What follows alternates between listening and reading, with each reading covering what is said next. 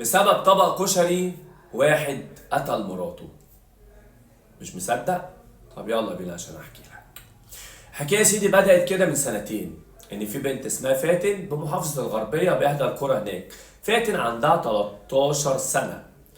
المفروض ان هي موجودة في الكرة ديت، وكمان الشاب اللي اتجوزها ده ساكن في نفس القرية، وراح عرض على اهلها ان هو يتجوزها، لكنهم رفضوا. ما رفضوش عشان سنها صغير، رفضوا عشان خاطر المفروض ان هو سلوكه مش كويس.